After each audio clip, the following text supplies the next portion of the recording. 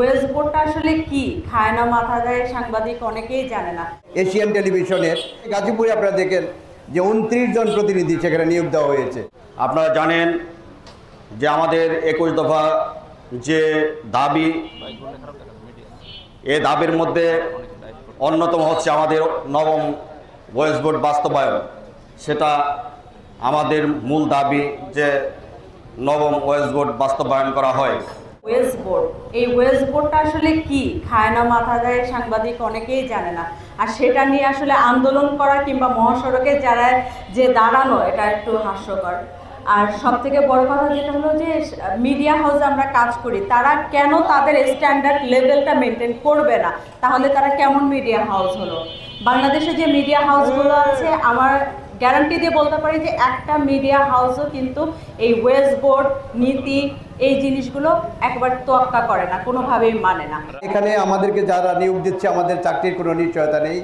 আমাদের চাকরিটি হচ্ছে কচু পাতায় যেমন পানি টোকা দিলে পড়ে যায়, তেমনি আপনি ঘুমিয়ে আছেন, সকালবেলা দেখবেন যে আরেকজন প্রতিনিধিকে সেখানে নিয়োগ দেওয়া হয়েছে।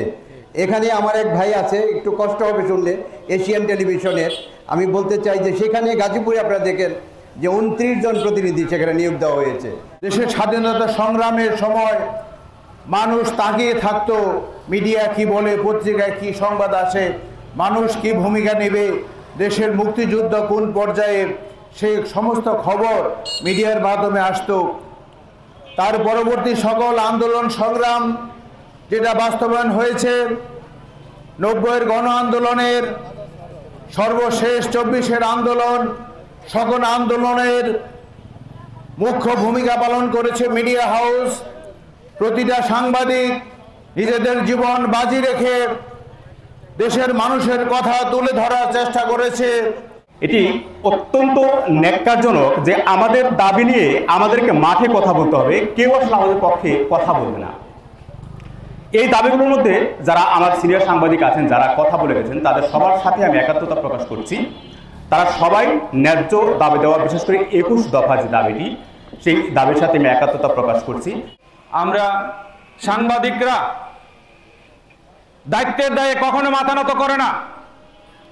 আমরা দেখেছি এর বড় প্রমাণ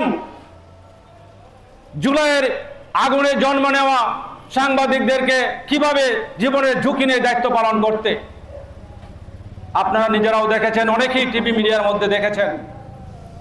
গণতন্ত্র এবং মিডিয়ার স্বাধীনতা পক্ষে সকলে ঐক্যবদ্ধ হয়ে সোচ্চার হই, না হলে আমাদের 21 দফা দাবি বাস্তবায়ন হবে না। আমাদেরকে এইভাবেই দুঃখে দুঃখে মরতে হবে, আমাদের সন্তানদেরকে না খেয়ে মরতে হবে। আমাদের যখন একজন শিশু অসুস্থ মানুষ, আমাদের চিকিৎসা সেবা পর্যন্ত নাই, আমাদের অসুস্থতা নিয়ে আমাদের দায়িত্ব পালন করতে হবে।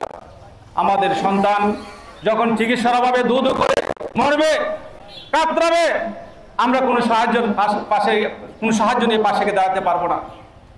আমরা আসুন ঐক্যবদ্ধভাবে এই দাবিগুলির প্রতি সকলে মিলিত হয়ে একজুট হয়ে দায়িত্ব এই দাবির প্রতি সোচ্চার হই, তাহলে আমাদের এই দাবি বাস্তবায়ন সম্ভব। আমি অবিলম্বে এই দাবিগুলো বাস্তবায়নের জন্য, এই দাবিগুলো মেনে নেওয়ার জন্য সরকারের প্রতি উদ্যত আহ্বান জানাচ্ছি।